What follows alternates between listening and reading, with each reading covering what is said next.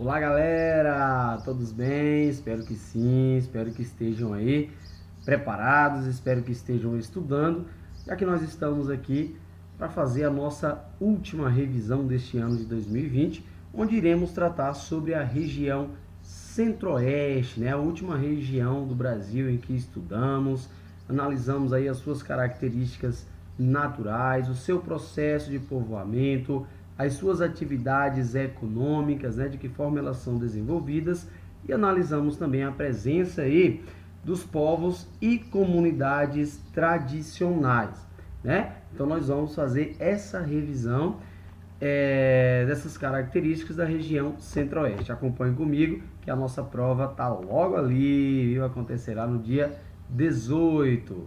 Vamos aí nos preparar então para que todos tenham êxito, para que todos tenham uma boa nota, né, em relação aí a essa nossa última prova deste ano de 2020. Vamos lá.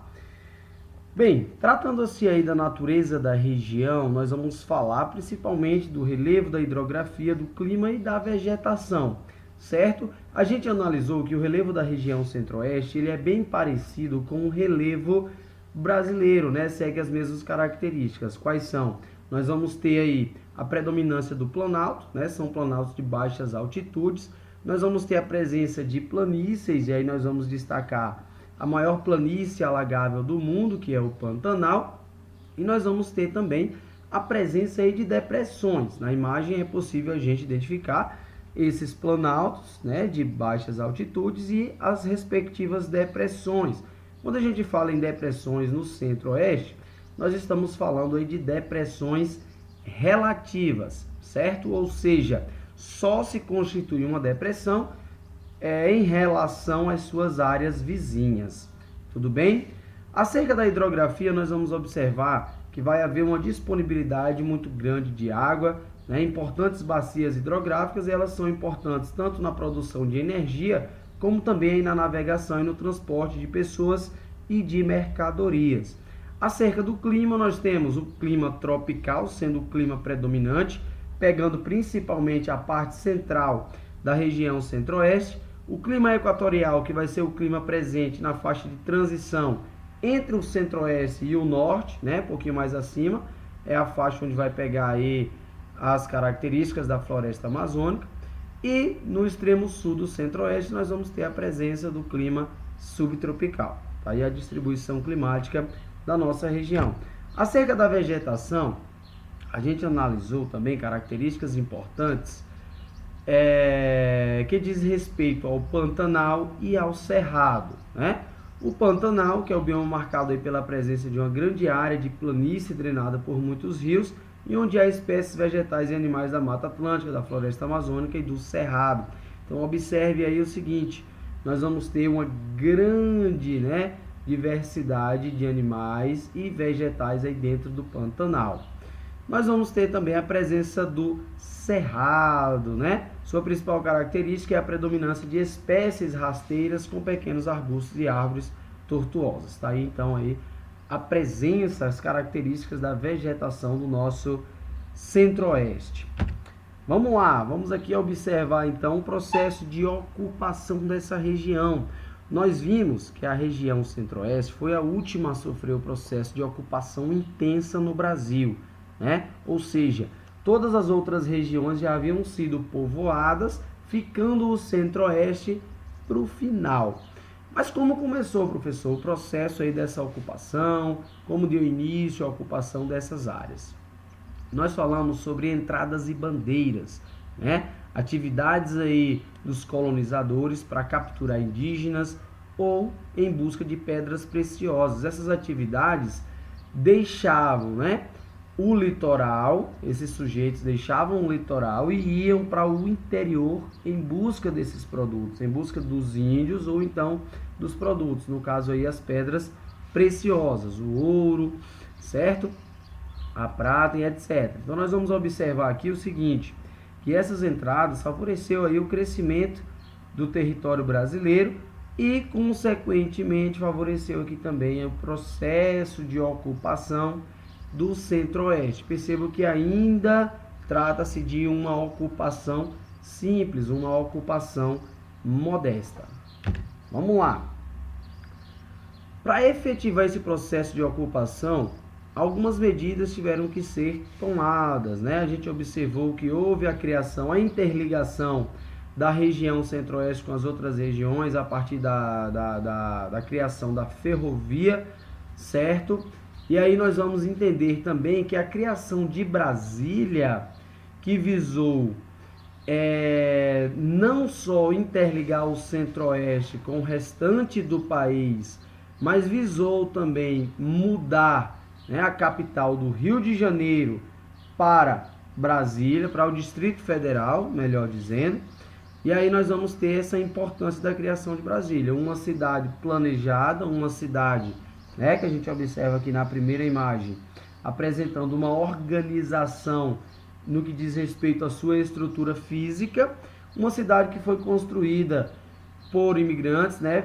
Vamos citar aqui os nordestinos, algumas pessoas do norte, outras do sudeste, principalmente nordestinos, que foram tratados com desprezo, né? Eles eram chamados aí de candangos, que significa ser desprezível, né? Então eles foram chamados de candangos, os responsáveis aí pela criação e a construção de Brasília. Depois da sua inauguração, nós vamos perceber um crescimento populacional muito rápido. E a cidade de Brasília ela foi planejada para uma quantidade determinada de pessoas. Então, o que é que nós vamos observar? Com esse crescimento populacional exagerado, nós vamos ter aí o surgimento das favelas, né? A favelização desse espaço, das suas áreas periféricas. Tudo bem?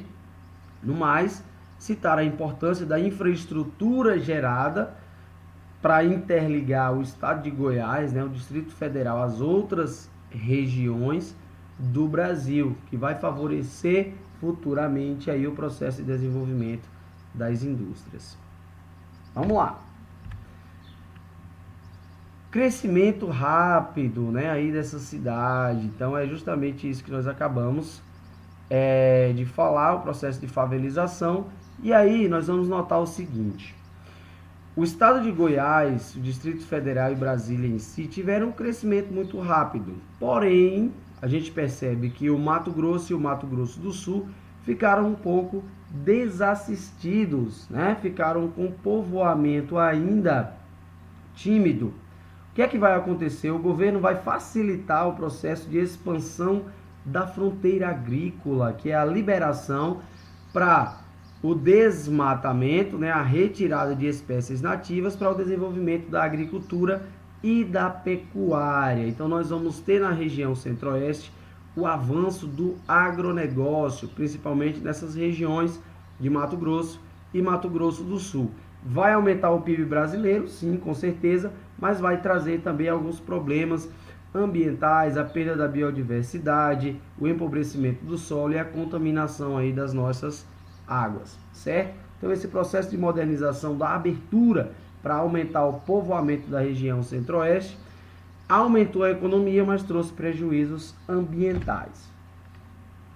As atividades econômicas desenvolvidas aí no centro-oeste. Então nós temos aí a agricultura, a pecuária, o extrativismo e o turismo, né? A agricultura é uma atividade mais importante da região por sua grande produção. Nós vamos ter aí a agricultura mecanizada, certo? Ou seja, a utilização de agrotóxicos, de máquinas, de tecnologia de ponta, certo? Uma agricultura mecanizada, e por conta disso a região se destaca na produção de soja e de algodão. A pecuária, ela também vai trabalhar nesse sentido aí da modernização, né? A pecuária intensiva, a pecuária que trabalha com o confinamento dos animais, e nós vamos ter também na região a utilização da pecuária extensiva, que exige aí a utilização de grandes áreas onde os animais ficam soltos. Vai ser na região centro-oeste onde nós vamos ter a presença do maior rebanho bovino do Brasil e o terceiro maior rebanho de suíno, certo? Se produz muito, precisa do mercado consumidor. No caso aí desse gado, ele é consumido não só internamente, não só no Brasil, né? A principal região consumidora do centro-oeste, mas também boa parte da sua carne é exportada para outros países. Nós vamos ter o extrativismo, responsável por boa parte do desmatamento da região, a gente sabe que a atividade extrativa desmata e empobrece o solo. O turismo, né, ligado às belezas naturais do Pantanal, do Cerrado, e nós vamos ter aí a realização do turismo ecológico, aquele turismo que leva em consideração a preservação da natureza.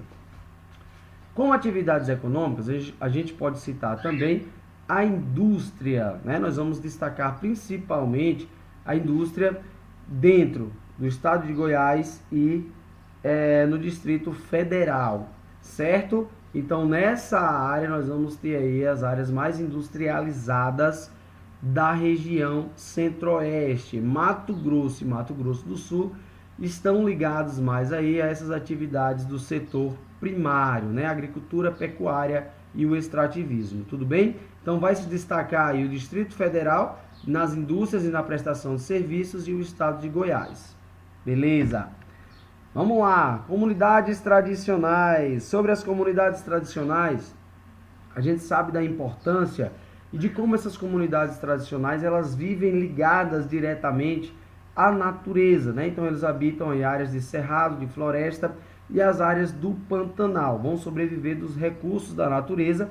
Por isso, a importância, né, de defender o espaço em que eles se apropriam, o espaço em que eles usam esses recursos como fonte de alimentos ou então para a confecção de alguns objetos. Eles vivem da pesca, da agricultura de subsistência e também da pecuária. Lembrando que todas essas atividades, seja atividade extrativa ou atividade agropecuária, são atividades de subsistência, né? Não são atividades voltadas para comercialização. Por isso que eles vão preservar aí a biodiversidade. São exemplos de comunidades aí tradicionais: os pantaneiros, seringueiros, castanheiros, quilombolas, indígenas, os ribeirinhos, apanhadores de sempre-vivas e entre outros, como nós podemos observar aqui na imagem, certo? Então nós temos a distribuição de algumas comunidades tradicionais aí. Essas comunidades habitam essa área da planície do Pantanal e aqueles responsáveis pela criação de gado tem, no período de chuva, né, uma preocupação.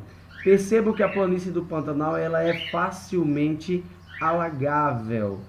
Ou seja, o período de chuva, o índice de chuvas dessa região vai implicar também no modo de vida das pessoas, que devem se mudar das áreas mais baixas, procurando áreas mais altas, né, em outras regiões para esperar passar o período das chuvas intensas, ok?